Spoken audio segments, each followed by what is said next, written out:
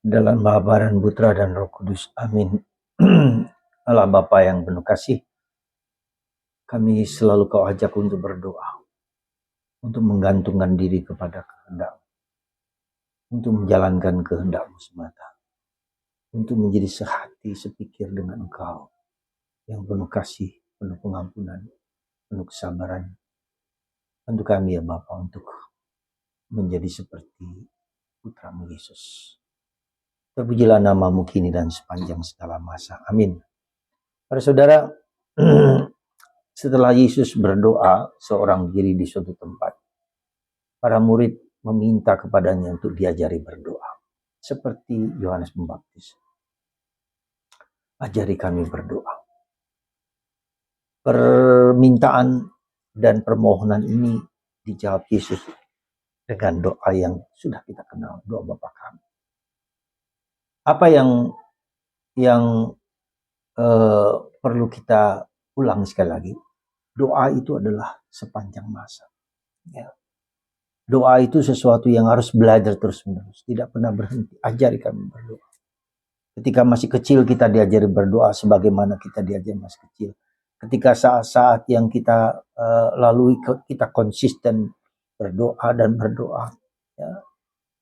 Apa yang sebetulnya penting dan perlu kita sadari? Ya, sekali lagi, permintaan ajari kami berdoa.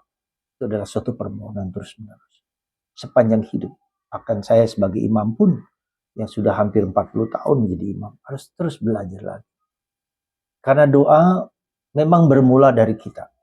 Meskipun doa yang bermula dari kita itu dari Roh Kudus. Tuhan menggerakkan kita untuk seperti Bunda Maria. Roh Kudus, malaikat berkata kepada Maria, akan datang kepadamu. Jadi unsur penting adalah pertama-tama ada disposisi batin. Kita punya disposisi batin untuk mendengarkan suara hati, untuk mendengarkan suara Roh Kudus, supaya kita mendoakan bukan hanya untuk diri kita sendiri, bukan untuk orang lain, tapi memuji Tuhan. Bapa kami yang ada di surga, dimuliakanlah nama-Mu. Jadi kita doa pertama-tama adalah pujian syukur kepada Tuhan, memuliakan Tuhan yang begitu agung, begitu mulia, begitu dahsyat bagi kita. Jadi doa adalah bentuk suatu pujian, suatu ungkapan kepada Allah yang berkuasa, Allah yang bertindak, Allah yang berkarya demi kebaikan kita. Dan itu adalah sekali lagi gerakan kapan kita berdoa.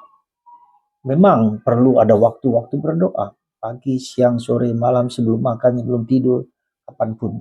Tetapi doa harus juga merupakan suatu sikap batin yang mencari Tuhan. Sekali lagi sikap batin yang berbuat baik kepada Tuhan. Sikap batin yang berbuat baik kepada sesama. Sikap batin untuk menciptakan pengampunan. Ya. Ampunilah. Jadi di dalam doa Bapa kami itu ada banyak-banyak aspek-aspek di dalam hidup doa. Mengampuni orang lain. Ya. Sebelum kamu berdoa, sebelum kamu pergi ke ibadat, ampunilah musuh-musuh. Jadi ketika Yesus mengatakan berdoa di Taman Getsemani, berdoalah 1 jam saja.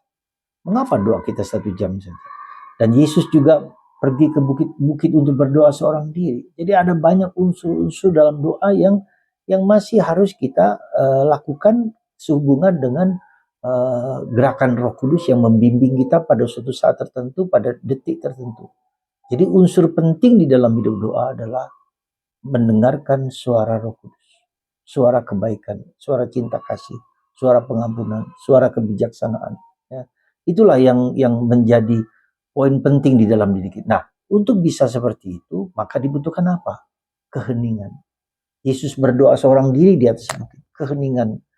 Sehingga kita memiliki kepekaan, ketajaman untuk mendengarkan suara Tuhan. Apa yang baik dalam diri kita, apa yang mungkin tidak baik dalam diri kita. Itu juga menjadi suara Tuhan supaya kita hati-hati terhadap yang tidak baik.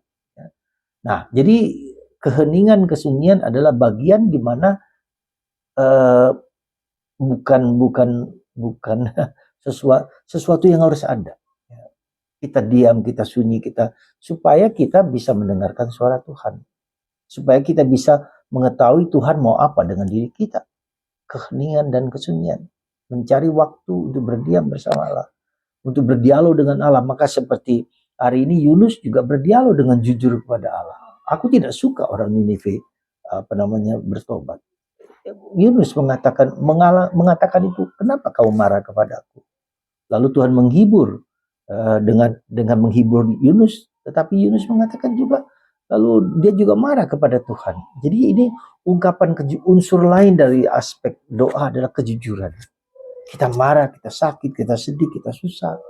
Ya, jadi mari saudaraku terkasih dalam Kristus, semoga kita dibimbing oleh Roh Kudus terus-menerus untuk berdoa sesuai dengan dorongan Roh Kudus itu, untuk hati-hati, untuk mengampuni, untuk memaafkan, untuk mencintai, mengasihi, dan seterusnya.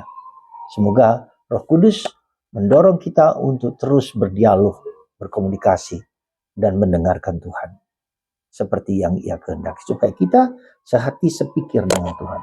Dan itu adalah sepanjang hidup. Maka hari ini mari kita dalam hati berkata, Tuhan ajarilah aku berdoa. Tuhan memberkati Anda semua. Bapa, Putra, dan Roh Kudus. Amin.